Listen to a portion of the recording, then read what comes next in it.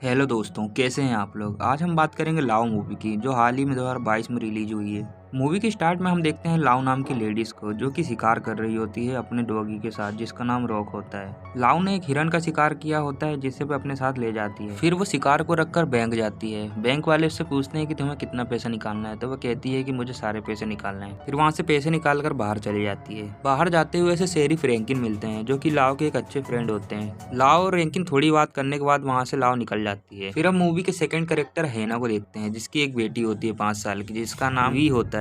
B अपनी माँ हैना से पूछती है कि पापा कब आएंगे, तो हैना कहती है कि बहुत जल्द, वो तुम्हारे लिए कुछ गिफ्ट लेने गए हैं, तो वो जल्दी आ जाएंगे। दोस्तों, हैना के हस्बैंड पिछले 2 साल से घर नहीं आए होते हैं, जिसकी वजह से बी बार बार पूछती है कि पापा कब आएंगे, इसलिए हैना को बार बार झूठी बातें बताना पड़ता है। हम लाओ को देखते हैं, जो कि हैना के घर पे आके रुकती है और हैना से किराया मांगती है, पर हैना कहती है कि मैं 2 दिन बाद किराया दूंगी, पर लाओ कहती है कि नहीं, मुझे कल चाहिए किराया। दोस्तों, लाओ की बातों से हम समझ सकते हैं कि वो अपनी ही बातों में चूर रहने वाली एक महिला है, जो किसी की नहीं सुनती। फिर लाओ वहाँ से चली जाती है, पर जैसे ही वो थोड़ा आगे बढ़ती है तो हैना की बेटी भी उसके सामने आ जाती है, पर उसको कुछ नहीं होता। पर हैना लाओ पर चीखती है, कहती है कि तुम्हें गाड़ी चलाने नहीं आती, तुम्हें बच्चे दिखाई नहीं देते। पर लाओ कहती है कि तुम अपने बच्चे का ध्यान ही रख सकती हो, और वहाँ से चली जाती है। फिर हम देखते हैं एक बंदे को, जो कि बरसात में कहीं जा रहा होता है। उसके सामने कोई खड़ा होता है जो उससे लिफ्ट मांग रहा होता है। वो बंदा उसके लिए गाड़ी रोक लेता है और कहता है कि तुम कहाँ जा रहे हो। तो वो बंदा कहता है कि मुझे बस थोड़ा ही आगे जाना है, तो मुझे लिफ्ट दे दो प्लीज। तो वो बंदा उसे लिफ्ट दे देता है। वो लिफ्ट वाला बंदा देखता है कि उसके पास एक बुक है, ऑन डेथ एंड डाइंग, तो कहता है कि ये मेरी फेवरेट बुक है, और फिर वह गाना सुनने लगते हैं। तभी अचानक वह लिफ्ट वाला बंदा उस बंदे के ऊपर हमला कर देता है और उसे बहुत मारता है। फिर हम उसी गाड़ी को एक जगह खड़े होते हुए देखते हैं। फिर हम लाओ को देखते हैं, जो कि कुछ फोटो को देख रही होती है, जिसमें उसकी पुरानी फोटो और एक बॉस टावर होता है, जिसे वह आग में जला देती है और फिर सोचने लगती है, जिसमें हमें दिखाया जाता है कि कुछ लोग होते हैं जो भाग रहे होते हैं। एक बच्चा होता है जिसे लोग ले जा रहे होते हैं, और मुस्लिम कंट्री को दिखाया जाता है। फिर हम देखते हैं हैना को, जो कि अपनी बेटी वी के साथ बात कर रही होती है। थोड़ी बात करने के बाद वी को वह सुलाने जाती है, तभी देखते हैं कि वहाँ पे लाइट कट जाती है। पर हैना कहती है कि तुम घबराना मत वी, मैं अभी आती हूँ फ्यूज चेक करके। हैना बाहर जाकर देखती है फ्यूज, तो उसका फ्यूज ठीक होता है। फिर वह दूसरे घरों को देखती है, तो वहाँ पे लाइट जल रही होती है, इसलिए वह मेन कनेक्शन को देखने के लिए थोड़ी दूर चली जाती है, पर वह भी ठीक होता है। और हम हैना की बेटी को देखते हैं वी को, जो कि डर रही होती है, इसलिए वह कबर्ड में छुप जाती है, और हम डोर को खुलते हुए देखते हैं। हैना को कुछ समझ नहीं आता, इसलिए वह घर आती है, पर रास्ते में देखती है कि एक कार खड़ी है, जिसमें एक बॉडी है, जिसे देखकर हैना काफी डर जाती है। दोस्तों, ये वही बंदा है जिसने बंदे को लिफ्ट दिया था, पर उसने इसे जान से मार दिया। ये देखकर हैना अपने घर की ओर तेजी से भागती है, और घर जाकर देखती है तो वहाँ पर उसकी बेटी नहीं होती है, उसे किसी ने किडनैप कर लिया होता है। किडनैपर ने हैना के लिए नोट छोड़ा होता है, जिसमें एक फोटो होती है, जो कि हैना के हस्बैंड और वी की होती है। यह देखकर हैना समझ जाती है कि उसकी बेटी को उसके हस्बैंड ने ही किडनैप किया है। हम लाओ को देखते हैं, जो कि आत्महत्या करने की कोशिश कर रही होती है। तभी अचानक हैना वहाँ पे आ जाती है और टेलीफोन के पास डायरेक्ट चली जाती है। वो कहती है कि मुझे शेरिफ को कॉल करना है। तो लाव पूछती है कि आखिर बात क्या है, तो हैना बताती है कि मेरी बेटी को फिलिप ने किडनैप कर लिया है, और नोट दिखाती है, जिसमें लिखा होता है कि हाय मॉम, माय टर्न। ये देखकर लाव हैना से कहती है कि चलो गाड़ी में बैठो, हमें उनका पीछा करना होगा, पर गाड़ी स्टार्ट नहीं होती।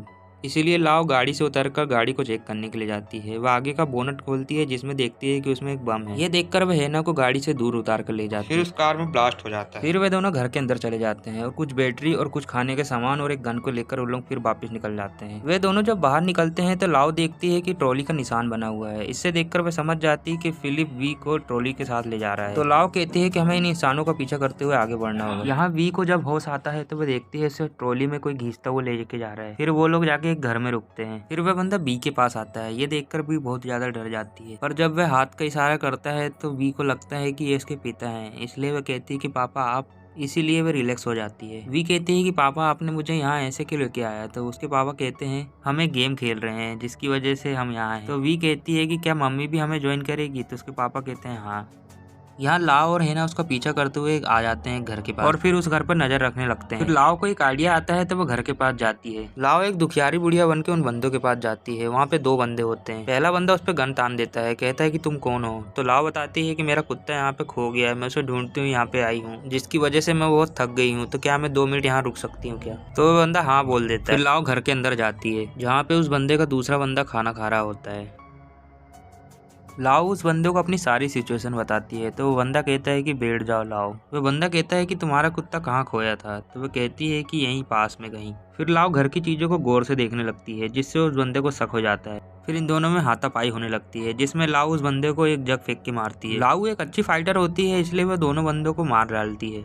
जब तक हेना वहाँ पहुँचती है तब तक वह बंदे मारे जा चुके होते हैं। पर हेना ये सोचती है कि इतनी बुजुर्ग महिला कैसे इन दोनों को मार सकती है। तो हेना लाओ से पूछती है कि तुमने ऐसा किया कैसे। तो लाओ बताती है कि मैंने 26 सालों तक CIA के लिए काम किया है, मैं एक स्पाई थी। यह सुनकर हेना हैरान हो जाती है। फिर हम वी और फिलिप को देखते हैं जो कि जा रहे होते हैं। तो वी कहती है कि पापा रोको, मुझे पी लगी है। तो वो लोग एक जगह रुक जाते हैं और हम वी को देखते हैं जो कि पी करने के लिए जाती है। फिलिप को खड़े हुआ वहाँ 15 मिनट से ज्यादा हो जाते हैं, पर देखता है कि बी अभी तक नहीं आई। तो वह सोचता है कि शायद बी भाग गई, इसलिए वो जल्दी से जाता है उसकी ओर। पर बी कहीं नहीं जाती, वहीं होती है, एक तितली को पकड़ रही होती है। यहाँ लाओ और हेना को आगे बढ़ते हुए बीच में एक पुल मिलता है, जिसके बाद ये दोनों सावधानी पूर्वक उस पुल को पार करने की कोशिश करते हैं। पर इस पुल की हालत बहुत ज्यादा खराब होती है, जिसकी वजह से एक समय ऐसा आता है कि लाओ गिर जाती है नीचे। लू को देखकर हेना भी अनबैलेंस हो जाती है, जिसकी वजह से वो भी नीचे गिर जाती है। लू को काफी गंभीर चोटें आई होती है, पर हेना को उतनी ज्यादा नहीं लगी होती। पर फिर भी लाओ उठ खड़ी होती है, क्योंकि वो एक स्पाई होती है, उसने ऐसे सिचुएशन पहले भी झेल चुकी होती है। और हेना से कहती है कि आगे बढ़ो। उन्हें आगे बढ़ते हुए एक समुद्र दिखाई देता है, जिसके पास एक बोट खड़ी होती है। उन दोनों को लगता है कि फिलिप और बी यहीं पर है, पर अंदर जाके देखती है तो लाओ को एक नोट मिलता है, जिसे लाओ छुपा लेती है। जब लाओ बाहर जाकर देखती है तो वहाँ पर धुआं हो रहा होता है। वो समझ जाती है कि फिलिप वहीं पर है।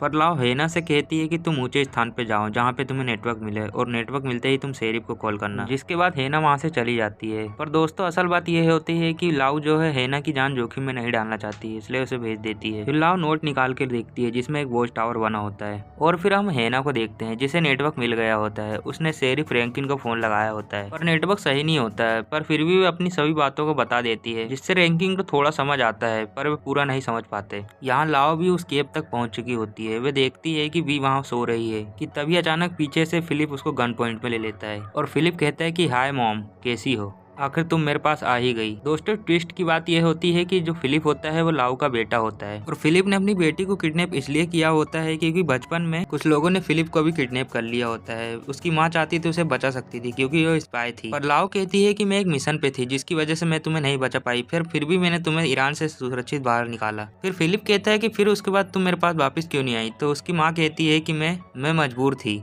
दोस्तों इसी का बदला वह हेना से ले रहा होता है, और अपनी माँ से, लाओ से भी। देखते देखते ऐसे ही दोनों के बीच हाथापाई शुरू हो जाती है, जिसमें फिलिप अपनी माँ के सीने पे कुल्हाड़ी घुसा देता है और कहता है कि माँ वॉच टावर पे आ जाना, मैं तुम्हारा वेट करूंगा। शेरिफ को जितना समझ आया होता है वो इस हिसाब से अपने ऑफिसर्स को काम पे लगा देते हैं। फिर हम हेना को देखते हैं जो कि वापस लौट चुकी होती है। वह देखती है कि लाओ के सीने पे कुल्हाड़ी घुसी होती है, जिसे उसने खुद निकाल लिया होता है। वह उसका इलाज करती है वहाँ पर बैग से अचानक हेना को वही नोट मिलता है, जिसमें लिखा था हाय मॉम, माय टर्न। जिससे हेना पूछती है कि ये सब क्या है, मुझे समझ नहीं आ रहा। तो लाओ बताती है कि फिलिप मेरा बेटा है। लाओ हेना को अपनी सारी सिचुएशन बताती है, जिससे हेना को लगता है कि लाओ ही इसकी जिम्मेदार है, इसीलिए उसको छोड़ के अकेला आगे बढ़ जाती है। हेना वी को ढूंढती हुए एक वॉच टावर के पास जाती है, जिसके ऊपर उसकी बेटी बी खड़ी होती है और उसका आवाज लगा रही होती है। हेना भाग के वॉच टावर के ऊपर जाती है। हेना देखती है कि फिलिप ने वी को पकड़ के रखा होता है, वो इसके पास जाने नहीं देता। पर वी कहती है कि पापा मुझे मम्मी को हक करना है, तुम प्लीज मुझे जाने दो। इसलिए फिलिप वी को छोड़ देता है। पर हेना वी को नीचे की ओर भगा देती है, जिससे देखकर फिलिप काफी गुस्सा हो जाता है। पर हेना फिलिप को गन पॉइंट पे ले लेती है। फिलिप को लगता है कि हेना उस पर गोली नहीं चलाएगी, पर हेना उस पर गोली चला देती है और लाइट हाउस का दरवाजा बंद करके नीचे की ओर भाग जाती है। हम देखते हैं कि पुलिस वाले भी अब तक वहाँ पर पहुंच चुके होते हैं और लाओ भी जख्मी हालत में वहाँ वॉच टावर तक पहुंच चुकी होती है, जहाँ पर लाओ पुलिस वालों को ये दिखाने की कोशिश करती है कि फिलिप उसकी जान लेने की कोशिश कर रहा होता है, जिसकी वजह से पुलिस वाले फिलिप को गोली मार देते हैं, जिससे उसकी मौत हो जाती है। इसी के साथ दोस्तों ये मूवी खत्म हो जाती है।